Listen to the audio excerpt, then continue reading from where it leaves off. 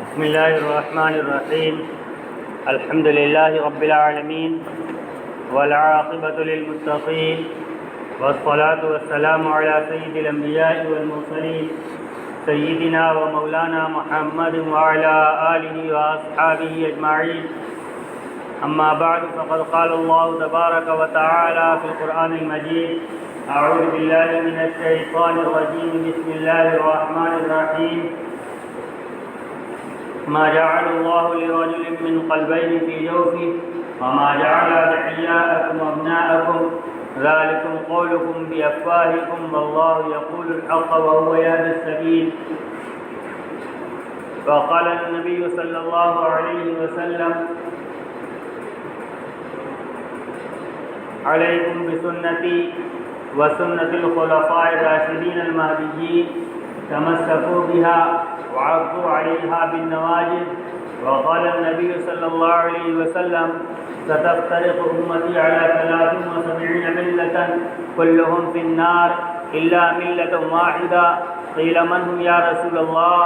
قال النبي صلى الله عليه وسلم: ما أنا عليه وأصحابي. وقال النبي صلى الله عليه وسلم: من أحدث في أمرنا هذا ما ليس منه فهو رد أو كما قال عليه الصلاة والسلام. میرے محترم بزرگوں اور عزیز ساتھیوں، اللہ تبارک و تعالیٰ نے ہمیں جو دین عطا فرمایا ہے وہ دین خالص ہے، اور وہ دین خالص نبی اکرم صلی اللہ علیہ وسلم کا دیا ہوا دین ہے. اور قرآن نے ہمیں ہدایت دی کہ ما آتاکم الرسول فخذوہ وما نہاکم عنہ فانتہوا. جو نبی علیہ السلام تمہیں دیں وہ لے لو، اور جس چیز سے روکتے اس سے رک جاؤ. اس دین کے اوپر عمل کرنے کا نام اسلام ہے، اور اسی کے اوپر نجات کا دار و مدار ہے.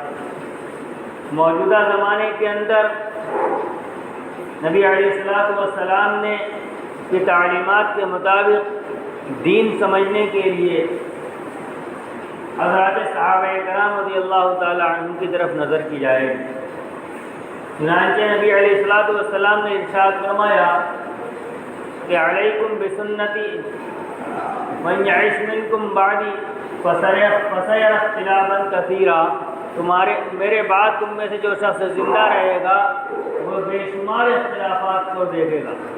فعلیکم بسنتی وسنت الخلفاء الراشدین المہدیین تمسکوا بها وعضوا علیہا بالنواجذ. کہ جب اختلافات بہت زیادہ ہو جائیں تو اس وقت تم میری سنت اور میرے ان خلفاء کی سنت کو لازم پکڑ لینا جو ہدایت دینے والے بھی ہیں اور ہدایت یافتہ بھی ہیں. راشد ہدایت دینے والے، رہنمائی کرنے والے، مہدی جن کو ہدایت دے دی گئی ہو. تمسکوا بها، اس کو مضبوطی سے تھام لینا. وعضوا علیہا بالنواجذ، اور اب اس کو ڈاڑھ کے دانتوں سے، پیچھے کے دانتوں سے تھام لینا، یعنی اس سے کسی حال میں جدا نہ ہو. دوسری روایت کے اندر آپ نے ارشاد فرمایا کہ میری امت 73 فرقوں کے اندر منقسم ہوگی، سب کے سب جہنم میں جائیں گے سوائے ایک کے. پوچھا گیا وہ ایک کون ہے؟ تو آپ نے ارشاد فرمایا وہ جماعت جو میرے اور میرے صحابہ کے طریقے پر ہوگی وہی جنت کے اندر جائے گی. اب کائنات کے اندر پیش آنے والے تمام مسائل ان کو اسی پیمانے کے اوپر پرکھا جائے گا کہ اس سلسلے میں صحابہ کرام رضی اللہ تعالی عنہ کا نظریہ کیا تھا. یہ بات ہمیشہ ذہن میں رہنی چاہیے کہ جو آدمی اپنے کسی عمل کو دین ثابت کرنا چاہے وہ یا تو قرآن سے دلیل پیش کرے گا یا حدیث سے پیش کرے گا. کہیں اور سے پیش کرے گا تو جس کو وہ منوانا چاہتا ہے کہ یہ دین ہے وہ اس کو مانتا ہی نہیں ہے، لہذا وہ کبھی مانے گا نہیں. دلیل جو پیش کرے گا وہ انہی دونوں میں سے ہوگی، لیکن اس دلیل کی تشریح وہ خود کر رہا ہوگا، وہ تشریح قرآن و سنت کے مطابق نہیں ہوگی. اس تشریح کے اوپر اعتراض ہے، دلیل پر اعتراض نہیں ہوتا. لہذا تشریع قرآن و سنت کے مطابق ہے کہ نہیں، اس کا فیصلہ صحابہ رضی اللہ عنہ کی جماعت کرے گی۔ اگر اس کا یہی معنی اور یہی مطلب صحابہ کرام رضی اللہ تعالی عنہ نے بھی سمجھا تھا تو اس آدمی کی تشریح صحیح ہے، اور اگر صحابہ کرام رضی اللہ تعالی عنہ نے اس دلیل کا مطلب یہ نہیں سمجھا تھا تو یہ تشریح غلط ہے۔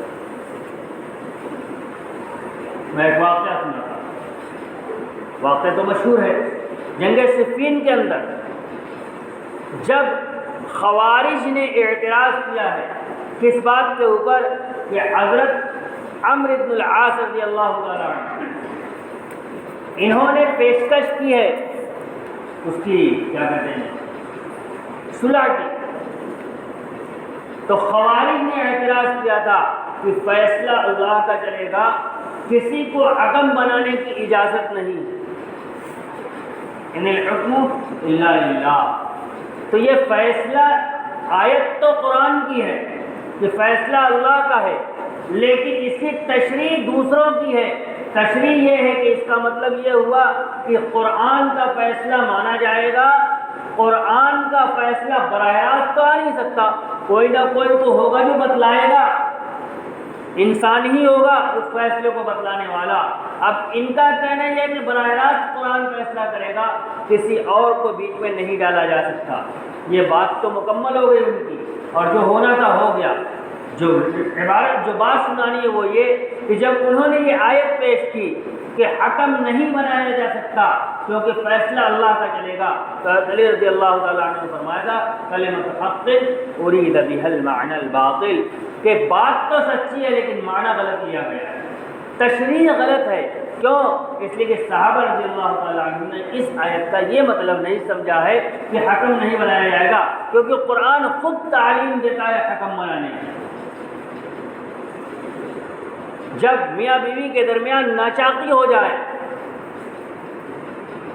تو پھر قرآن یہ تعلیم دیتا ہے کہ ادھر سے کچھ لوگوں کو بڑوں پہ لے لیا جائے، ادھر سے بڑوں کو لے لیا جائے، اور ان کو حکم بنا کر دونوں کے درمیان رکھ دیا جائے۔ ان یریدا اصلاحا یوفق اللہ بینہما، اگر یہ جو حکم بنے ہیں یہ اصلاح کا ارادہ رکھتے ہیں تو اللہ تبارک و تعالیٰ ان دونوں کے درمیان موافقت فرما دے گا۔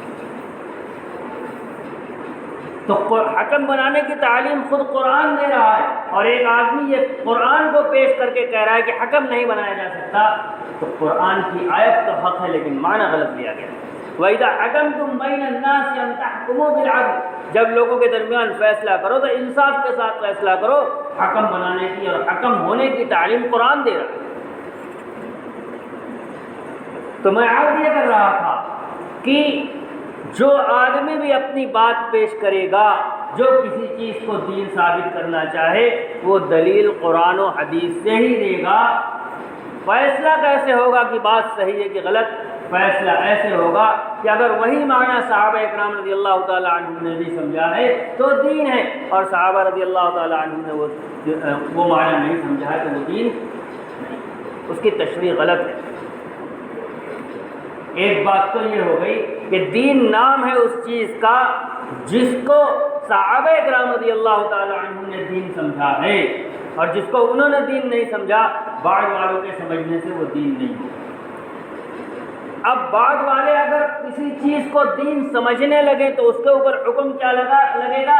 اللہ کے نبی صلی اللہ علیہ وسلم نے ارشاد فرمایا من احدث فی امرنا ھذا ما لیس منہ فہو رد، جو شخص ہمارے اس دین میں کوئی نئی بات ایجاد کرے جو حقیقت میں اس میں سے نہیں ہے تو وہ مردود ہے، یہی بدعت ہے، اس کو لوٹا دیا جائے گا، اس کو دین نہیں مانا جائے گا۔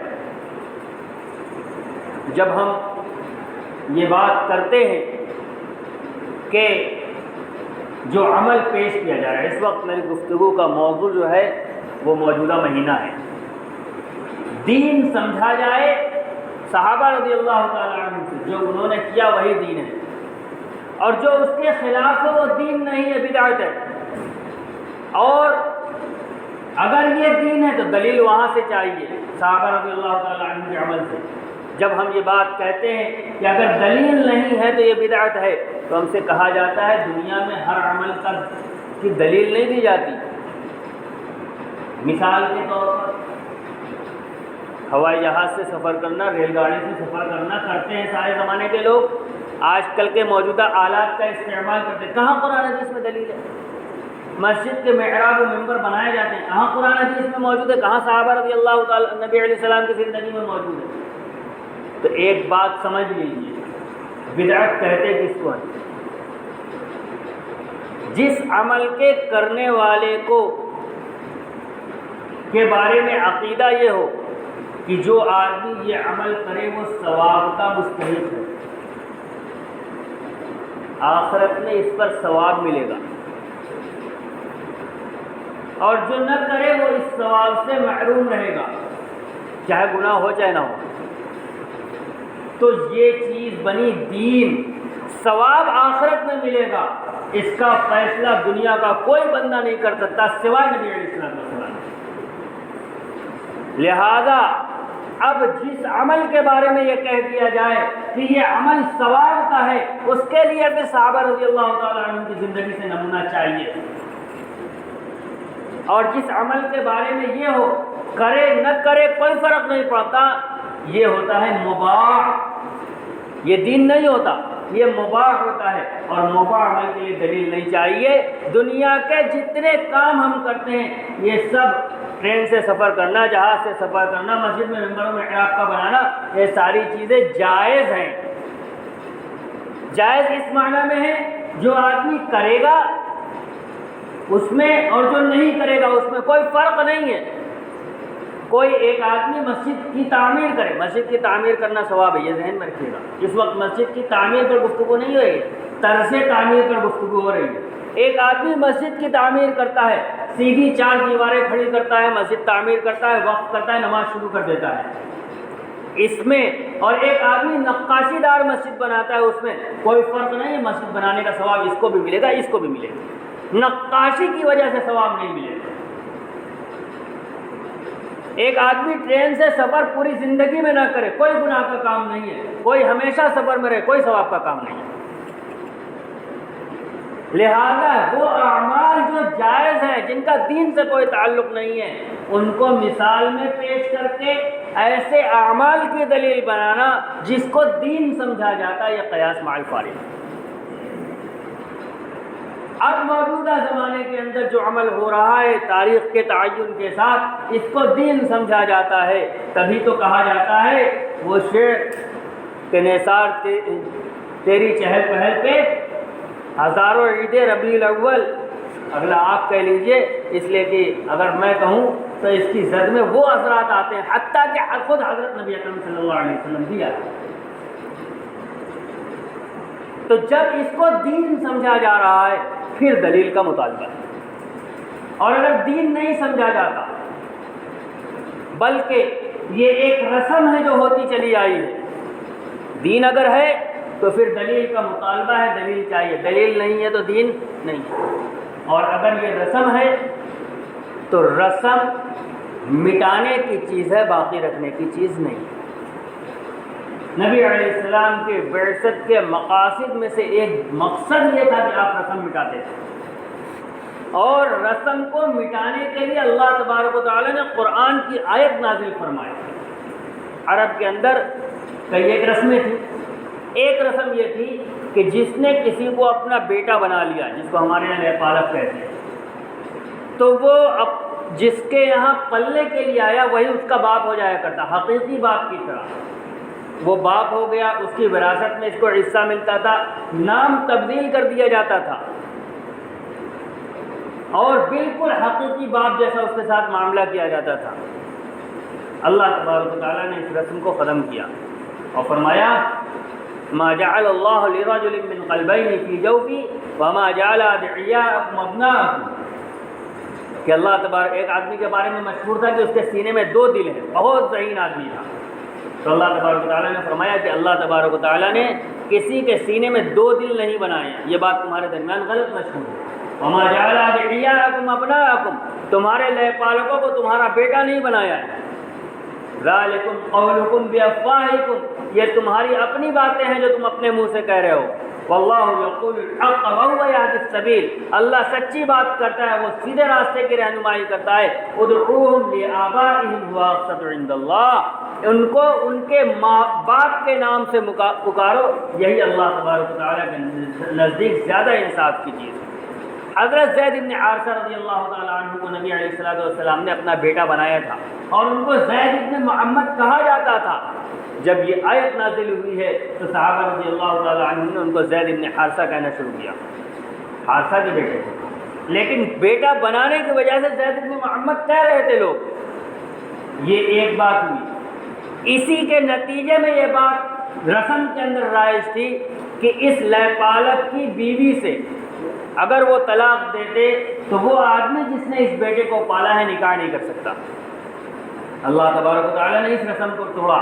فلما قضى زید منها وطرا زوجناكها لكي لا يكون على المؤمنين حرج في ازواج ادعيائهم، قرآن کی آیت اتاری کہ ہم نے آپ کے ساتھ آپ کا نکاح زید کی مطلقہ بیوی حضرت زینب بنت جحش رضی اللہ تعالیٰ عنہ کے ساتھ کر دیا۔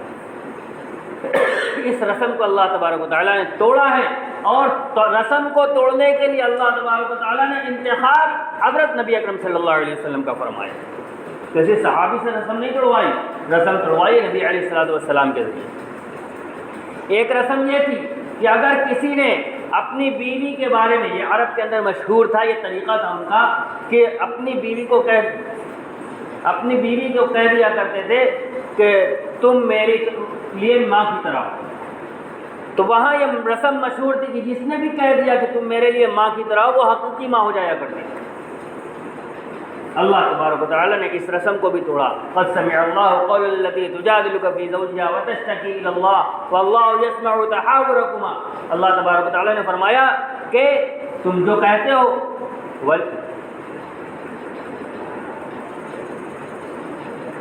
28ویں پارے کی آیت ہے، اللہ تبارک و تعالیٰ نے فرمایا کہ تم جو ماں کہہ دیتے ہو تو تمہارے کہنے سے ماں نہیں ہو جاتی۔ فإنهم لا يقولون منکرا من القول وزورا، جو لوگ کہتے ہیں کہ ماں ہے اور اس کی وجہ سے ماں مان لیا جاتا ہے، یہ جھوٹ ہے، ایسا ہوتا نہیں۔ اور پھر اللہ تبارک و تعالیٰ نے اس کی طریقہ بتایا کہ اس طریقے پر اس کا مسئلہ کیا بنے گا، یہ ساری تفصیلات وہاں موجود ہیں۔ یہ سارے رسم تھے، اللہ تبارک و تعالیٰ نے ان ساری رسموں کو توڑا ہے۔ تو اگر موجودہ زمانے کے اندر، میں بات کر رہا ہوں 12 ربیع الاول کے دن خوشی منانے کی، اگر یہ دین ہے تو پھر صحابہ رضی اللہ تعالیٰ عنہ کی زندگی کے اندر ہونا چاہیے، وہاں نہیں ہے تو پھر یہ رسم ہے، اور اگر یہ رسم ہے تو پھر رسم توڑنے کی چیز ہے، باقی رکھنے کی چیز نہیں ہے۔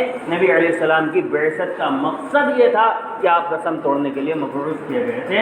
میں نے آیات اور اس کی مثالیں پیش کر دی۔ جب ہم دلائل کی بات کرتے ہیں تو دلائل پیش کیے جاتے ہیں۔ میں نے اسی کے ضمن میں وہ بات کہی تھی کہ اس کا مطلب، جو دلیل پیش کی جائے اس کا مطلب وہی ہونا چاہیے جو صحابہ رضی اللہ تعالیٰ عنہ نے سمجھا ہے۔ وَأَمَّا بِنِعْمَةِ رَبِّكَ فَحَدِّثْ، یہاں نعمت سے کیا مراد ہے؟ ایک روایت پیش کی جاتی ہے کہ نبی علیہ السلام ہر سوموار کو روزہ رکھا کرتے تھے، اور جب آپ سے پوچھا گیا تو آپ نے کیا کہا کہ میں اسی دن پیدا ہوا اس لیے میں اس دن روزہ رکھتا ہوں۔ تو جو نبی علیہ السلام کی زندگی سے ثابت ہے، وہ نبی علیہ السلام خود روزہ رکھا کرتے تھے سوموار کو۔ کیوں؟ اس لیے کہ خود پیدا ہوئے تھے۔ تو اس سے نتیجہ کیا نکلا؟ آدمی کے اوپر شکرانے کے طور پر کیا چیز صحیح سنت سے ثابت ہوئی کہ اپنی پیدائش کے دن روزہ رکھے، یہی تو ثابت ہوا۔ نبی علیہ السلام نے اپنی پیدائش کے دن روزہ رکھا تھا، اور آپ نے یہ تعلیم کسی کو نہیں دی ہے کہ تم بھی اس دن روزہ رکھو۔ لہذا اس سے صرف اتنا ثابت ہوتا ہے کہ آدمی اپنی پیدائش کے دن روزہ رکھے، یہ اللہ تبارک و تعالیٰ کی نعمت کا شکرانہ ہے۔ اور پھر دن کی تعین آپ نے کی تھی، تاریخ اور سال کی تعین نہیں کی تھی۔ لہذا اگر صحیح ہے تو پھر سوموار کے دن روزہ رکھنا ثابت ہوتا ہے، اس کے علاوہ کچھ ثابت نہیں ہوتا۔ اگر ہم مان لیں کہ نبی علیہ السلام کی اتباع میں اس دن روزہ رکھا جائے گا تو پورے سال ہر ہفتہ سوموار کے دن روزہ رکھنا اس سے ثابت ہوتا ہے، اس کے علاوہ کچھ ثابت نہیں ہوتا۔ دوسری بات، وَأَمَّا بِنِعْمَةِ رَبِّكَ فَحَدِّثْ، نبی علیہ السلام سے کہا جا رہا ہے کہ اپنی رب کی نعمت کا چرچا کیجیے، انہیں کی زبان میں ترجمہ کریں، لفظی ترجمہ ہے اپنے رب کی نعمت کو بیان کیجیے۔ یہ نعمت کون سی ہے؟ مفسرین نے اس کا سب سے پہلا مصداق قرآن کریم کو بیان فرمایا ہے کہ قرآن کریم کا خوب چرچا کیجیے۔ دوسرا مصداق اس کا بیان کیا کہ نبوت ہے، کہ جو نبوت آپ کو ملی ہے اس نبوت کی خوب تبلیغ کیجیے۔ مفسرین میں سے کسی ایک نے بھی اس کا یہ مطلب نہیں سمجھا ہے کہ آپ کی پیدائش نعمت ہے لہذا اس نعمت کا جشن منائیے۔ تو پتہ چلا کہ آیت تو اپنی جگہ پر درست ہے، لیکن آیت کا جو معنی بیان کیا جا رہا ہے وہ اسلاف میں سے کسی نے سمجھا نہیں ہے۔ من قال فی القرآن برأیہ فإن اصاب فقد اخطأ، قرآن میں اپنی رائے سے اگر کوئی آدمی کہہ دے، صحیح بھی کہے تو بھی گناہ گار ہے، اور اگر قرآن میں اپنی رائے سے کوئی بات کہے فَلْيَتَبَوَّأْ مَقْعَدَهُ مِنَ النَّارِ، ایسا آدمی جہنم میں اپنا ٹھکانہ بنا لے۔ قرآن کے اندر تفسیر منمانی نہیں چلے گی، وہ چلے گی جو اسلاف سے منقول ہے۔ ایک بات اور بیان کی جاتی ہے کہ فلاں موقع پر نبی علیہ الصلوۃ والسلام نے منبر لگایا اور صحابہ رضی اللہ تعالی عنہم نے آپ کی صفات بیان کی، فلاں موقع پر ایسا ہوا، فلاں موقع پر ایسا ہوا۔ آپ بتاؤ نبی علیہ السلام کی سیرت بیان کرنا غلط ہے؟ ہم نے کبھی نہیں کہا نبی علیہ السلام کی سیرت بیان کرنا غلط ہے۔ آپ پورے سال 24 گھنٹے سیرت بیان کیجئے، سیرت بیان کرنا عین عبادت ہے، نبی علیہ السلام کے اوصاف کو بیان کرنا، لیکن اس کے اندر وہ قیود لگانا جو قیود نبی علیہ السلام نے نہیں لگائی یہ غلط ہے۔ ہم نہیں کہتے کہ سیرت کے جلسے کرنا غلط ہے، خوب سیرت کے جلسے کیجئے، ہم بھی آپ کے ساتھ شریک ہیں، لیکن ایک مرتبہ بھی یہ مت کہیے گا کہ جو آدمی 12 ربیع الاول کو یہ کام نہ کرے وہ دین کے خلاف جا رہا ہے، یا یہ مت کہیے گا کہ آج کے دن یہ کام کرنا ضروری ہے۔ نبی علیہ السلام نے جو قید نہیں لگائی، صحابہ رضی اللہ تعالیٰ عنہ نے جس کی قید نہیں لگائی، فقہاء کرام نے جس کی قید نہیں لگائی، وہ دین نہیں ہو سکتا۔ اور دوسرے الفاظ میں کہہ لیں 600 سال بعد جو چیز وجود میں آئی، پہلا عید میلاد النبی کا جلسہ جو آج کے زمانے میں ہو رہا ہے سن 603 ہجری کے اندر ہوا ہے، جو چیز 600 سال بعد وجود کے اندر آئی وہ دین کا حصہ نہیں ہو سکتی، ورنہ پیچھے کے 600 سال کے لوگ سب کے سب گمراہ ہو جائیں گے۔ اللہ تبارک و تعالی ہمیں سمجھنے کی توفیق عطا فرمائے۔ وآخر دعوانا الحمدللہ رب العالمین۔